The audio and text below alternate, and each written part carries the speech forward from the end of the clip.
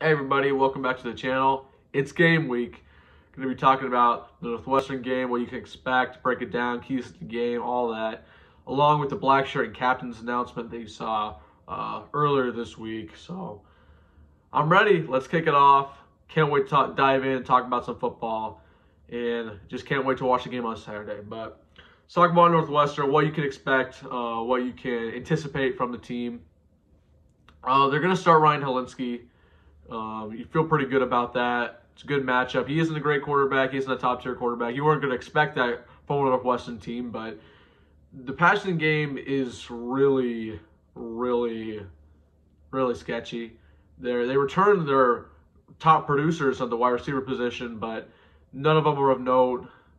They're returning Stephon Robinson, who had 600 yards last year. Nothing mind-boggling. Nothing game-changing. I wouldn't worry about the passing attack in this game from Northwestern, but I would worry about the running attack. They returned Evan Hull, who was a 1K rusher last year, and Cam Porter, who was a lethal rusher and then got injured last year towards ACL. He is back, so along with having one of the better O-lines in the entire country, led by Peter Skoronski, who is going to be a first-round draft pick in May of next year. Or April of next year, excuse me. And that's what you gotta stop if you're in Nebraska. You have got to stop the running game. It starts there. That's my first key to the game. Stop the running attack. It's a lethal running attack, and they got weapons everywhere. They got a really good O-line, really good blockers. Evan Hull is a elite rusher, and you wouldn't expect anything less playing a Northwestern team. They're going to run down our throats. You have to stop that. If you stop that, you break the game down for them.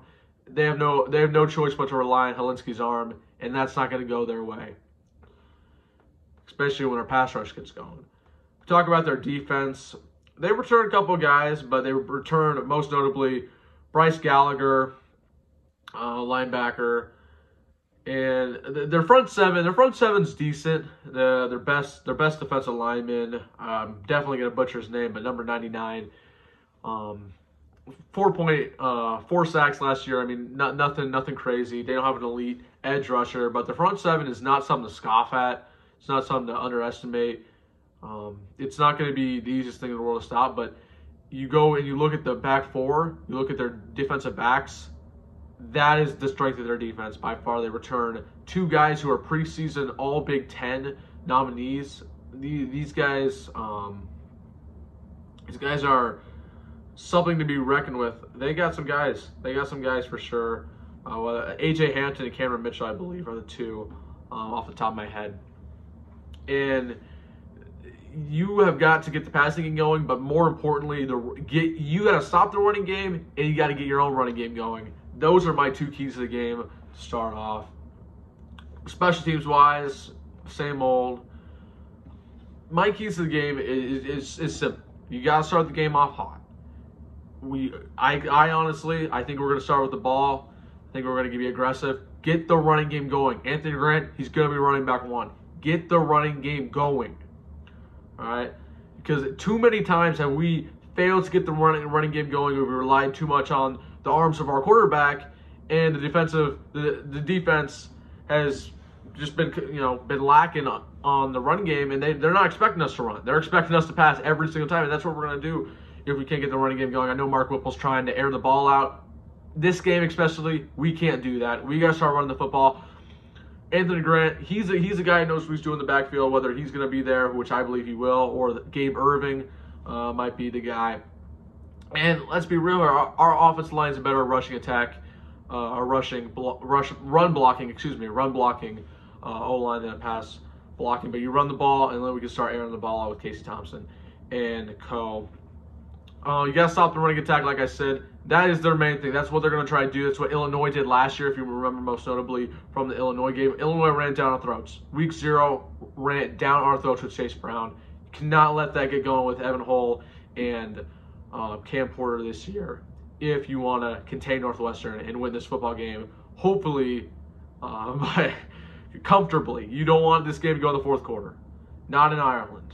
You want to make sure this game is is over by the fourth quarter, we can start resting the players, get Logan Smothers in there, get Chubb Purdy in there. The spread is Nebraska by 13. I would take the under. I would take the Northwestern cover on that, just because we're in Ireland, first game of the year. We usually don't perform that well first game of the year. I would take the Northwestern cover. I don't have Northwestern winning this game. I have Nebraska winning 30-26. So we only win by 4 points, and I think that's the story of Scott Frost's tenure here. But we're going to get it done. We're going to win a close game. I don't think we're going to run away with this. I've been trying to convince myself all week that maybe we're going to get. I don't think so. We're going to win this game. Do not be worried. We're going to win this game. But whether that's by 4 points or by 20, I don't know. I'm taking 4. I'm taking 4 because the staff has not proven to anybody that they can win against these type of teams consistently. I know we blew out Northwestern last year, but the year before we lost. And we lost to Illinois last year, week 0. We should not have lost to Illinois. So I do have us winning, and I think we should win because the talent differential is massive. But you've got to take care of business. You're going to win by 4 points. That's what I have. I have 30-26. That's my score prediction. Take the Northwestern cover. And yeah, but I think it's going to be a lot of fun. I think college football's back. I'm just ready for college football to be back, and I'm ready to be 1-0. And I think if Northwestern wins this game, they're going to beat us on the running ground. They're going to beat us on the running attack. Do not expect them to beat us with Ryan Helinski throwing the football to their no-name receivers, especially on our defense, on Quentin Newsome, on Tommy Hill, Miles Farmer. No. It's not happening. They're going to run the ball down our throats if they're going to win this football game. You have got to stop the run. That is number one. That is Shenander's number one goal, stop the run early and often. That's what we did last year, if you recall. They couldn't get anything going offensively. Why? Because they couldn't run the football. We were dominating them. And then they had to throw the ball at Brandon Sullivan. Didn't work. Blew them out. Absolutely destroyed them on home field, if you remember. And that was great. And that's what you got to do again. In Ireland, impress the Irish people. You got to do it. And, yeah, stop the running attack. Get the running game going. It's pretty one-sided. It's not complicated. When you play a team like Northwestern, your keys to the game are not complicated. And especially on paper. They're not complicated at all. And personally, I think we're going to come out the dub. I think we're going to get it done. I do think it's going to be closer. And I think Vegas is trying to make you bet the Nebraska cover on this game.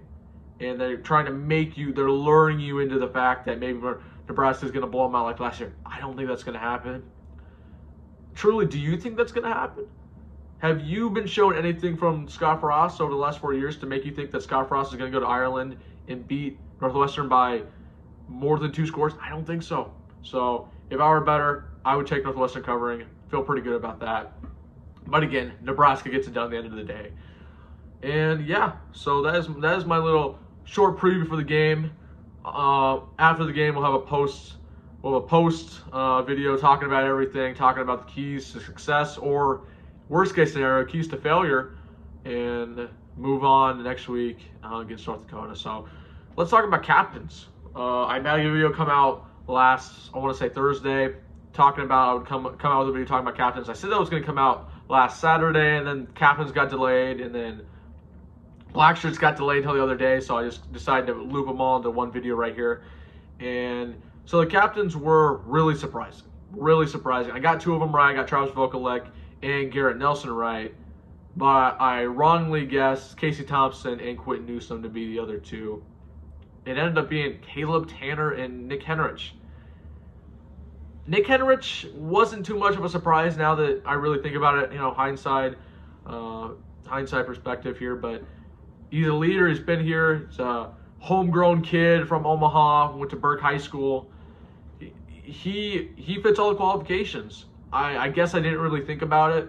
I thought they would really go with 2 defensively and 2 offensively. But I'm not complaining about Nick Henrich. He is a leader.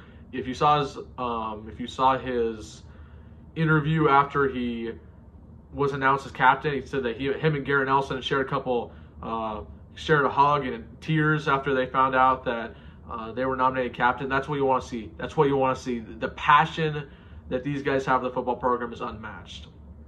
And the other captain that I did not predict, and I even scoffed at this in my video, is Caleb Tanner. Caleb Tanner, he got it. He got a captain. I'm not disgracing Caleb Tanner. I just didn't see it coming. I don't think any of you saw it coming either. He's a guy who's been problematic since he got on campus. And this isn't a knock at Caleb Tanner. If anything, it's a compliment because he's went a long way.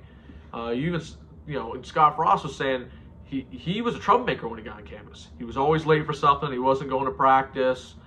And there was always something going on with him. And even Garrett Nelson said it too. And he's shown so much improvement on and off the field to get to the point where he is now. It's pretty remarkable.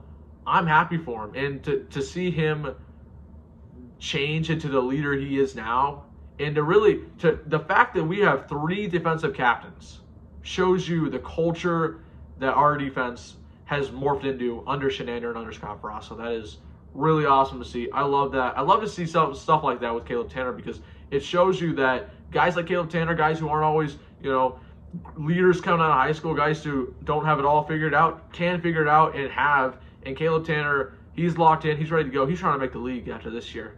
Better believe it. So, yeah, that was surprising, but I am thrilled with the captains. And the Blackshirts. The Blackshirts, here we go.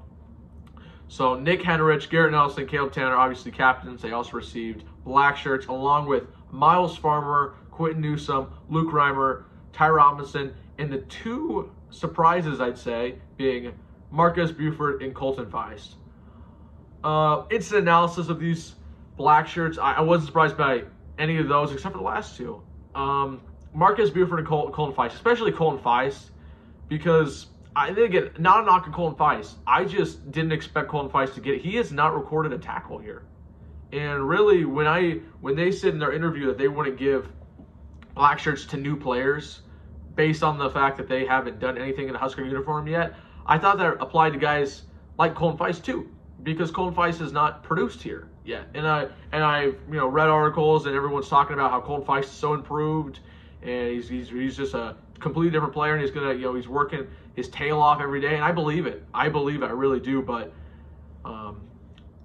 personally, and this is I'm not a coach, so my opinion doesn't matter here, but I am surprised that he got a black shirt before he even recorded a tackle here, when guys like O'Shawn Mathis, who haven't recorded a tackle either, don't have one. It just seems kind of contradictory. Even though Colton Feist has been here more than 1 year, he still hasn't produced. If you look at the stat sheet and you look at O'Shawn Mathis' stat sheet in a Husker uniform, they're basically the same because they just have not played. So that doesn't really make sense to me, but I understand it, and I think it basically solidifies that Colton Feist will probably be a starter. That's what you can expect, and I think it's a good thing. And I'm excited for him. I'm not trying to knock the kid. I'm not trying to knock the hustle. I was just surprised. And Marcus Beaufort, he has had production here, and this pretty much solidifies that he's going to be the starting safety along with Miles Farmer, so that's what I took from the Blackshirts. You can expect to see O'Shawn Mathis and Tommy Hill coming very soon within the next couple of weeks, especially if they perform good against Northwestern.